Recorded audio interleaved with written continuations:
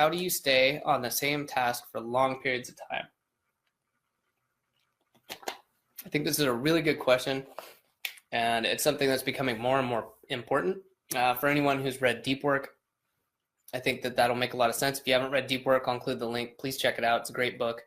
And the idea just being, not summarizing the entire book, but the idea being the longer that you can stay on task and really focus on whatever's at hand, that, you know, the outcome is that much better. And it's not just linear. It's not like, well, I worked for 2 hours and that's equivalent to working 2 1-hour blocks. Saying that that 2-hour block is going to be better than just 2 1-hour individual blocks over a period of time. And the reason being that you're able to spend more time focusing on one subject or one area or one project, and that focus is going to result in a better outcome. I totally believe that. I certainly think you can switch, your attention at certain points, and you have to throughout the day. But over time, building up that capability of working and focusing for longer periods of time will really pay off. So I think the number one thing to do here is to block distractions.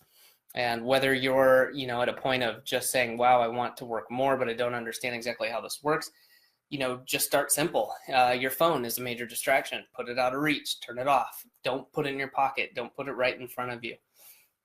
Other things might be noises or sounds. Before I started recording this, there was an air conditioner running. Go and turn that off. I don't want that kicking in and throwing me off while I'm trying to talk.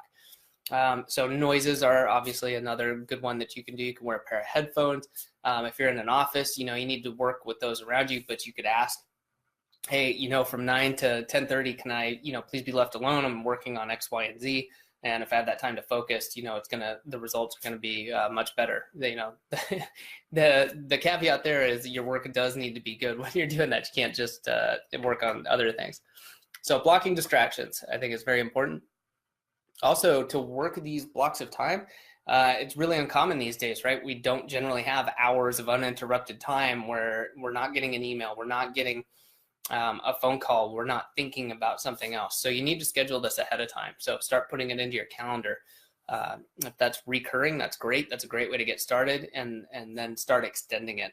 But putting that into your calendar and making it a thing is another step, and that's both for you mentally, and then if you're using that calendar for any other scheduling or interactions, then that becomes very important. Let's say you sit down, maybe you're sitting down at a table or a desk just like I am, and you're getting ready and you say, okay, well, it's that time, I'm going to work for 90 minutes straight. Take 2 or 3 minutes, maybe 5 minutes, pull out a piece of paper or pull up a note-taking app, and write down, if you don't already have this done from previous weeks, what you're going to work on. What are your top 3 goals? Okay, there should be just a handful of things that you're looking to get done during this work period. So what are they? And what are the actual actions? So not make progress on project. That's not a goal. Let's say something like put binder together with printed cover in color and ready to be delivered tomorrow, something like that.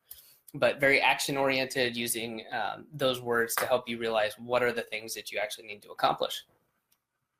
And then throughout that, if you're finding yourself it's hard to focus, I also understand, like, I can't always work 90 minutes. So, set the timer for 30 minutes, work for 30 minutes. And then I find it's easiest to just physically, get up, walk around, go do something else. If you work at a computer a lot, it's nice to reduce the eye strain.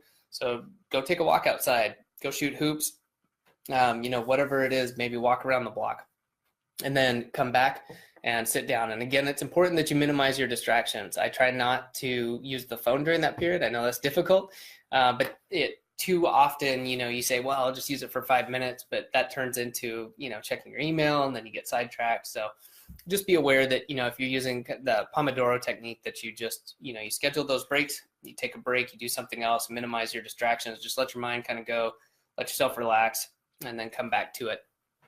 And the last thing I would recommend is, once you wrap up the time, set a timer, end it when you're supposed to, but make sure you leave a few minutes there. So maybe set the timer a few minutes early and review. Did you hit your goals? And especially, is there any outstanding things that you didn't accomplish that you want or need to? And if that's the case, that's fine.